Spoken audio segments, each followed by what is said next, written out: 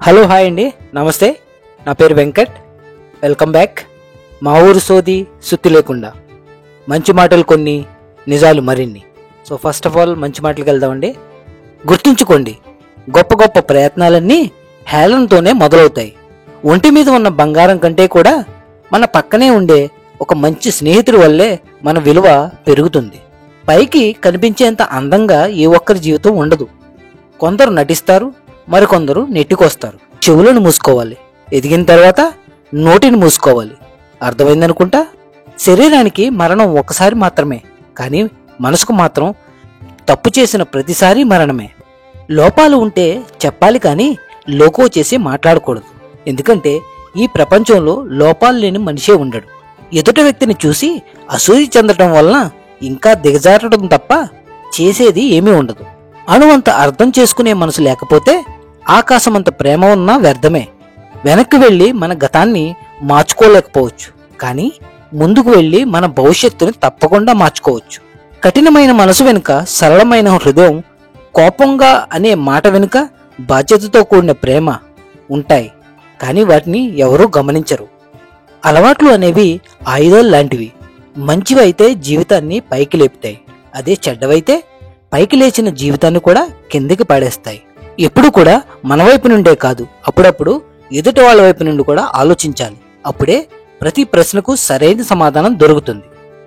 బాధ్యత అనేది ఎప్పుడు కూడా బరువుగానే ఉంటుంది. సమర్థులు మాత్రమే దాన్ని సక్రమంగా మోయగలరు. అదృష్టవంతుడు హాయిగా కూర్చుని తిన్నా వాడి యొక్క సంపద పెరుగుతూనే ఉంటుంది. దురదృష్టవంతుడు ఎంత కష్టపడినా సరే వాడికి దరిద్రం వెక్కిరిస్తూనే ఉంటుంది.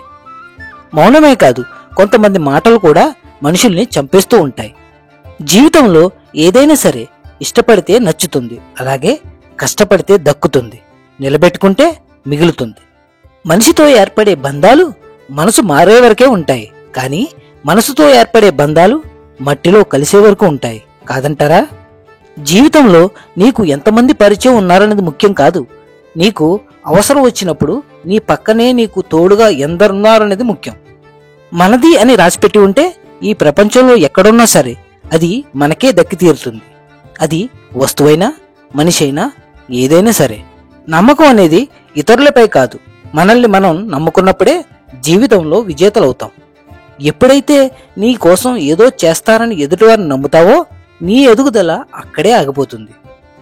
ఒకరికి మాటిచ్చే ముందు బాగా ఆలోచించు, ఎందుకంటే నీకది కేవలం మాటే కావచ్చు, కానీ ఆ మాట తీసుకున్న వారికి ఆ మాటే నమ్మకం, అలాగే భరోసా, జీవితం కూడా. గుర్తుంచుకోండి, నిజాయితీ లేని బంధాలకి బజార్లో దొరికే వస్తువులకి పెద్దగా తేడా ఏమీ ఉండదు. ఈ రెండు కూడా అవసరానికి వాడుకోవడం లాంటివే. నిందించడం అలవాటు ఉన్నవారికి నిజాలు తెలుసుకునే తీరిక ఉండదు. నువ్వు ధరించే వస్తువు నీ యొక్క బాహ్య సౌందర్యాన్ని చూపిస్తాయి, నువ్వు మాట్లాడే మాట నీ మనసు లోపల సౌందర్యాన్ని చూపిస్తుంది. ఏ బంధంలో అయినా చెప్పే చనువు, అలాగే అడిగే చొరవ, ఈ రెండూ ఉండాలి. అప్పుడే ఆ బంధం కలకాలం నిలుస్తుంది. లేకపోవటం దరిద్రం కాదు, లేదు అనుకోవడం దరిద్రం. నాది అనుకుంటే బాధ్యత అవుతుంది, నాకెందుకులు అనుకుంటే బరువు అవుతుంది. జీవితం అనుకున్నంత సులభం కాదు. కొన్నిసార్లు ఏ తప్పు చేయకున్నా తప్పక శిక్ష అనుభవించాల్సి వస్తుంది. జీవితం అన్నాక అక్కడే ఆగిపోకుండా ఉన్నత శిఖరాలను ఎదగాలి. ఎదగాలి అంటే ఒదిగి ఉండాలి. కొండంత సహనాన్ని నరనరాల్లో నింపుకుని జీవితంలో ముందుకు సాగాలి. అప్పుడే సమాజంలో గొప్ప పేరు, విలువ దక్కుతుంది. అన్నీ సవ్యంగా ఉన్నప్పుడు ధైర్యంగా ఉండడం గొప్ప విషయం కాదు. ఎన్ని సమస్యలు నిన్ను చుట్టుముట్టినా సరే ధైర్యాన్ని కోల్పోకుండా ఉండటమే గొప్ప విషయం. మన గురించి ఎదుటివారు ఏమనుకుంటున్నారు అని ఆలోచించే కన్నా మన గురించి మనం ఏమనుకుంటున్నాము అన్నదే ముఖ్యం. ఎందుకంటే మన జీవితం మనదే, ఎదుటివారిది కాదు. మనకొచ్చే కష్టాలను మనమే భరించాలి, ఎదుటివారు కాదు. గొప్పగా బ్రతకడం సాధ్యం కాకపోవచ్చు, కానీ తృప్తిగా జీవించడం అనేది మన చేతుల్లోనే ఉంటుంది.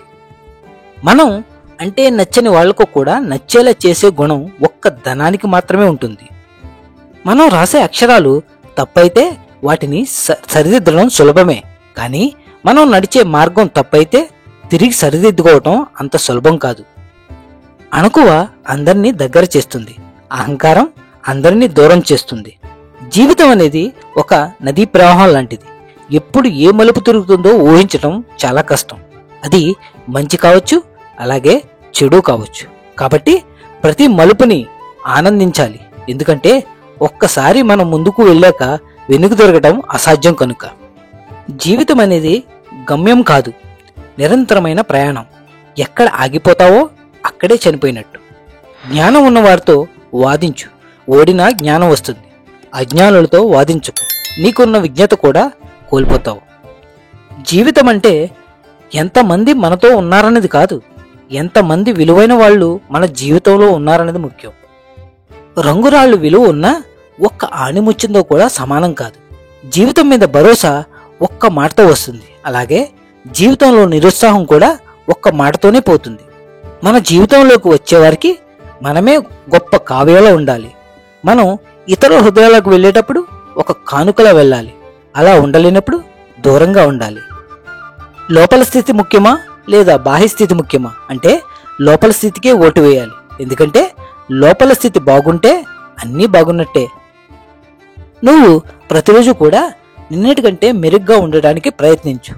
జీవితం అనేది చాలా కఠినమైన పరీక్ష, కానీ చాలామంది దానిలో విఫలం చెందడానికి కారణం ప్రతి ఒక్కరి ప్రశ్నాపత్రం వేరుని గ్రహించకపోవడమే. అర్థమైందనుకుంటా.